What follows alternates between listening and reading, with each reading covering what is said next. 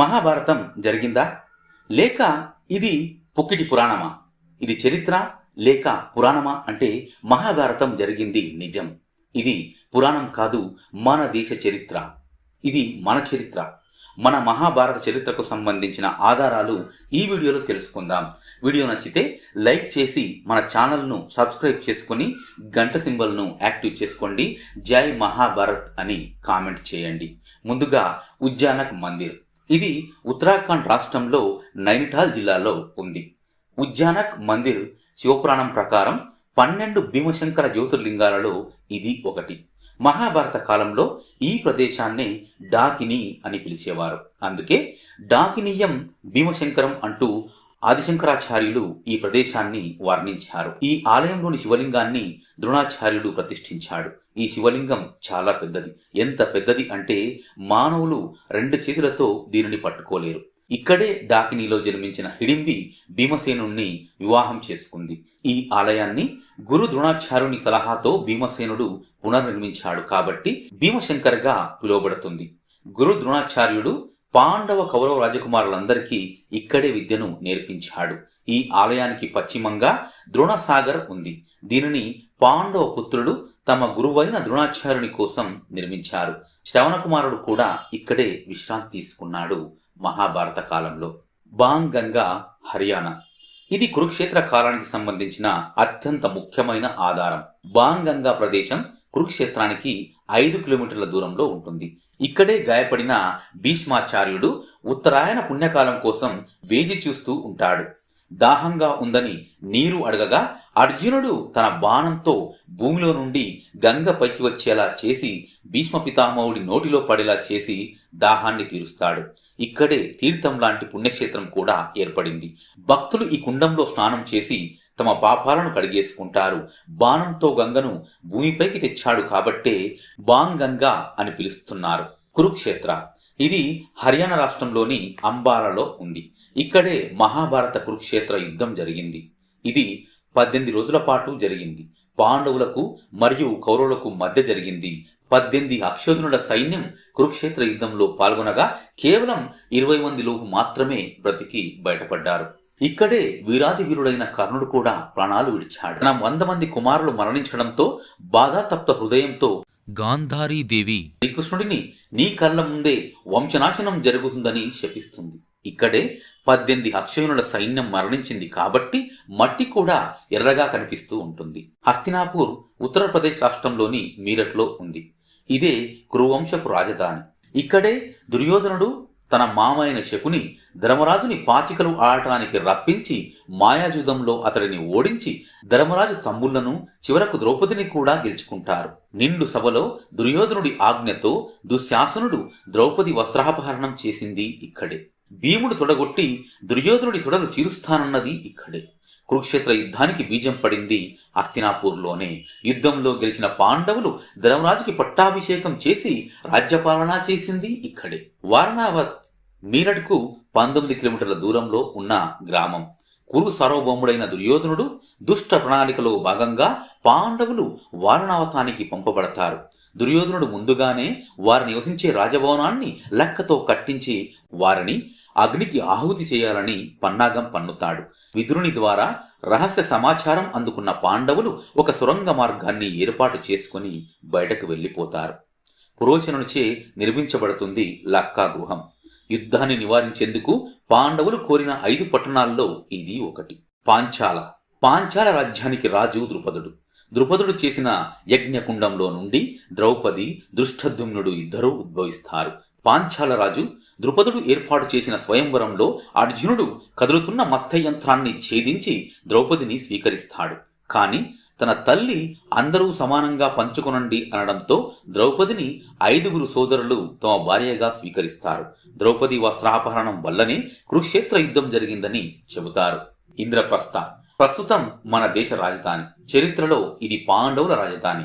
ఈ నగరాన్నే కాండవప్రస్థం అని కూడా పిలిచేవారు. కానీ కాండవప్రస్థ అడవిని అగ్నిదేవుడు కాండవవనాన్ని దహించి వేస్తుంటే ఇంద్రుడు అడ్డుపడగా కృష్ణుడు, అర్జునుడు ఇంద్రుడితో యుద్ధం చేసి గెలుస్తారు ఇక్కడే. ఇదే ఇంద్రప్రస్థ నగరం. ఇంద్రప్రస్థ నగరాన్ని దేవశిల్పి విశ్వకర్మ నిర్మించాడు. యుద్ధ నివారణకై పాండవులు కోరిన 5 పట్టణాల్లో ఇది కూడా ఒకటి. సోనిపట్, పానిపట్, ఇంద్రప్రస్థ, బాగ్పట్, తీల్పట్. ఇంద్రప్రస్థ నగరం ఉన్న ప్రాంతం ఇప్పుడు ఢిల్లీ పురాణ కిల్లా. అంగదేశం ఇది ఉత్తరప్రదేశ్లోని గోండా జిల్లాలో ఉంది. దీనినే మాలినీ దేశం అని కూడా అంటారు. దుర్యోధనుడికి జరాసంధుడి ద్వారా లభించినదే అంగదేశం. దీనిని దుర్యోధనుడు కర్ణుడికి ఇచ్చి అంగదేశానికి రాజుగా పట్టాభిషేకం చేస్తాడు. ఇది ఒక శక్తిపీఠం. కేరా భవానీ దేవి పేరుతో ఇక్కడ ఒక దేవాలయం కూడా ఉంది. ఇది పార్వతీమాత దేవాలయం. గాంధార ఇది మహాభారత ప్రాచీన కాలం నాటి ఒక పట్టణం మరియు రాజ్యం. గాంధార రాజ్యానికి రాజు సుబల కూతురే గాంధారీ దేవి, కుమారుడే శకుని. హస్తినాపుర రాజు ధృతరాష్ట్రుడు వివాహం చేసుకున్నది గాంధారా దేశ గాంధారీ దేవినే. ప్రస్తుతం ఆఫ్ఘనిస్తాన్లో సింధు నది ప్రక్కనే ఉన్న ప్రాంతము గాంధార. ద్వారక మహాభారత కాలం నాటి ప్రాచీన నగరం. జరాసంధుడు ప్రతిసారి మధురపై దాడి చేస్తుండటంతో శ్రీకృష్ణుడు తన ప్రజల రక్షణార్థం సముద్రం మధ్యలో ద్వారకా అనే నగరాన్ని నిర్మిస్తాడు. ఆర్కియాలజీ బృందం నేటికి ద్వారక నగరంపై పరిశోధన చేస్తూనే ఉన్నది. ఇది 5000 సంవత్సరాల క్రిందటి ప్రాచీన నగరమని చెబుతున్నారు. కురుక్షేత్ర యుద్ధం ముగిశాక తన 100 మంది కుమారులు మరణించడంతో బాధను తట్టుకోలేక గాంధారీ దేవి శ్రీకృష్ణుణ్ణి నీ కళ్ళ ముందే నీ వంశనాశనం జరుగుతుందని శపిస్తుంది. అలా కురుక్షేత్ర యుద్ధం ముగిసిన 36 సంవత్సరాల తర్వాత శ్రీకృష్ణుడు మరణించగానే సముద్రుడు ద్వారకా నగరాన్ని ముంచివేసి తనలో కలిపేసుకుంటాడు. ప్రస్తుతం ద్వారక మునిగిపోయిన చోట ఆర్కియాలజీ బృందం పరిశోధనలు కొనసాగిస్తూనే ఉంది. సముద్రంలో పురాతన ద్వారకా నగరం ఆనవాళ్లు బయటపడుతున్నాయి.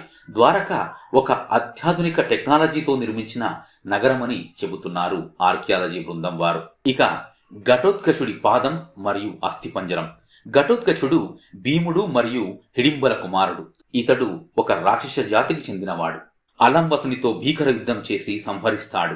కురుక్షేత్ర యుద్ధంలో పాండవ సేనపై భీకరంగా విరుచుకుపడి సైన్యాన్ని సమూలంగా నాశనం చేస్తుండటంతో దుర్యోధనుడి కోరికపై కర్ణుడు ఇంద్రుడు ఇచ్చిన వాసవి అస్త్రంతో సంహరిస్తాడు. దానవీరశూర కర్ణుడు తన దగ్గరికి ఇంద్రుడు మారువేషంలో వచ్చి కర్ణుడి కవచకుండలాలు దానంగా ఇవ్వమని అడగడంతో వచ్చింది ఇంద్రుడే అని తెలిసినా దేహి అని వచ్చాడు కాబట్టి తన కవచకుండలాలను దానంగా ఇస్తాడు. కర్ణుడి దానగుణం చూసి ఆశ్చర్యపోయిన దేవేంద్రుడు అతడికి వాసవి అస్త్రం అనే ఆయుధాన్ని బహుకరిస్తాడు. అలా వాసవి అస్త్రంతో ఘటోత్కచుడిని సంహరిస్తాడు కర్ణుడు. ఘటోత్కచుడి అస్థిపంజరం చూస్తే అర్థమవుతుంది మహాభారత కాలంలో అతిపెద్ద బారీకాయులు ఉండేవారని. అశ్వత్థామ సప్త చిరంజీవులలో ఒకడు. అమరుడు. శ్రీకృష్ణుడు శాపం విధించటంతో అశ్వత్థామ ద్వాపరయుగం నుండి ఇంకా బ్రతికే ఉన్నాడు. కురుక్షేత్ర సంగ్రామంలో అశ్వత్థామ తన తండ్రి ద్రోణాచార్యుడితో పాటు కౌరవుల వైపు యుద్ధంలో పాల్గొంటాడు. యుద్ధం చివరలో ఉత్తర గర్భంపై బ్రహ్మాస్త్రం ప్రయోగించడంతో శ్రీకృష్ణుడు అడ్డుకొని అశ్వత్థామ కలియుగాంతం వరకు కుష్ఠువ్యాధి బారిన పడి సంచరిస్తూ ఉంటావని శపిస్తాడు. అలా అశ్వత్థామ ఇంకా బ్రతికే ఉన్నాడు. అసిల్గఢ్ పోర్టు ప్రాంతంలో పురాణా కిల్లాలో శివాలయంలోకి వెళ్లి ప్రతిరోజు శివుడికి పూజలు చేస్తాడని ఆ ప్రాంత ప్రజలు చెబుతుంటారు.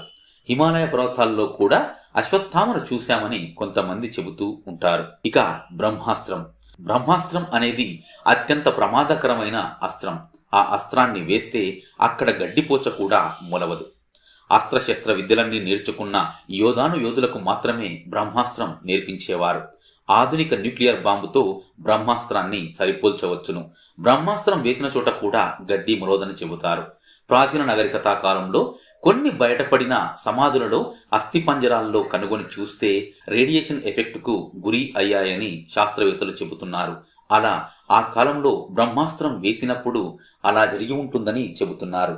ఇలా మన మహాభారత కాలానికి సంబంధించిన ఆధారాలు ఇంకా చాలా ఉన్నాయి. చెబుతూ పోతూ ఉంటే వీడియో సరిపోదు. జై మహాభారత్. వీడియో నచ్చితే లైక్ చేసి మన ఛానల్ను సబ్స్క్రైబ్ చేసుకుని గంట సింబల్ను యాక్టివ్ చేసుకోండి.